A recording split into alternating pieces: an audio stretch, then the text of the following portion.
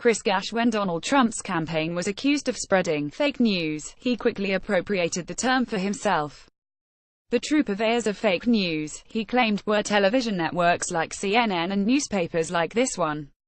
Now, as Mr. Trump and his allies seem on the verge of staging a coup against independent institutions and the rule of law, maligning the special counsel Robert Mueller and threatening a purge at the FBI, the president's supporters are appropriating yet another word for themselves.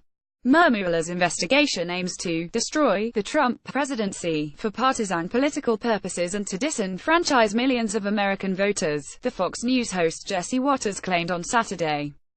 We have a coup on our hands in America. This marks a new era in American politics.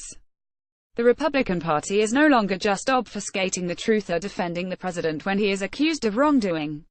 Rather, Mr. Trump, Fox News and Republicans in Congress seem to be actively using falsehoods to prepare an assault on the institutions that allow American democracy to function. In all democracies, politicians occasionally lie to cover up scandals or exaggerate their legislative accomplishments. In the United States, the rise of the right-wing news media in recent decades has tempted politicians to play to their own supporters without worrying whether their rhetoric is inflammatory or fair. But the construction of an alternate reality that obviates the very possibility of conducting politics on the basis of truth is a novelty in this country. And it is increasingly becoming obvious that it will serve a clear purpose to prepare the ground for egregious violations of basic democratic norms. Once any string of words is considered as true as any other, any course of action comes to seem as legitimate as any other. One moment, Mr. Mueller is a respected civil servant leading an important investigation at the behest of the Justice Department.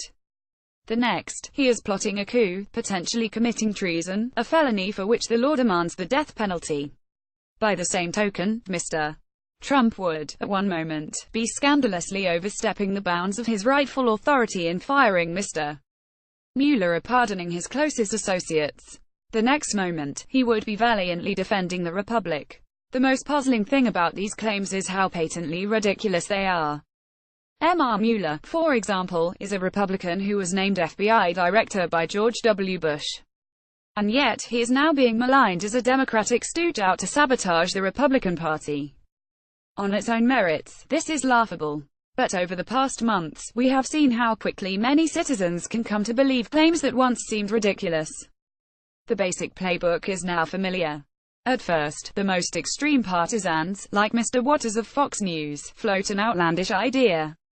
Then, supporters of the president who affect an air of moderation debate whether this idea is true in a seemingly even-handed manner. Before long, Mr. Trump himself is spreading the claim, saying something like "many people are asking questions about it." One person telling one lie is easily shown to be a liar.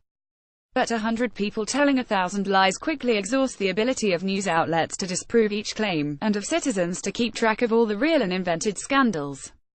Overwhelmed by the noise, they take refuge in believing whatever their own team tells them.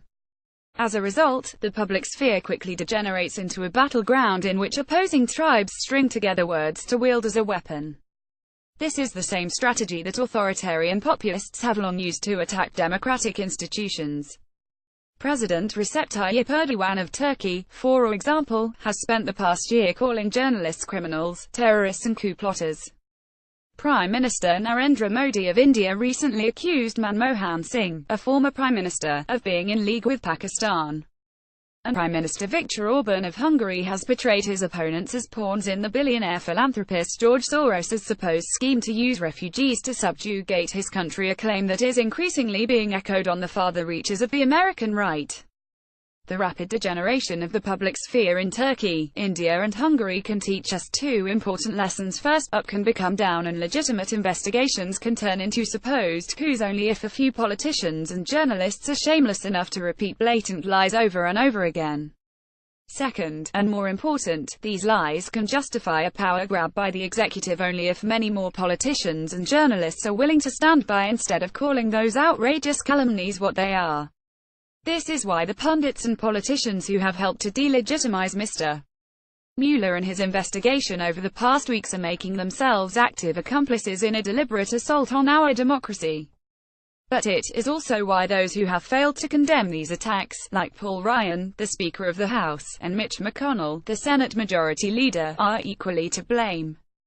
The only effective way to stop the creation of an alternative reality that justifies any action whatsoever is for politicians who are trusted by their own side to call out shameless falsehoods. That is precisely what most main conservatives are failing to do. Yascha Mounk, a lecturer on government at Harvard and the host of the Good Fight podcast, is the author of the forthcoming The People vs. Democracy: Why Our Freedom is in Danger and How to Save It. A version of this opt appears in print on December 21, 2017, on page A31 of the New York edition with the headline "The Real Coup Plot is Trump's."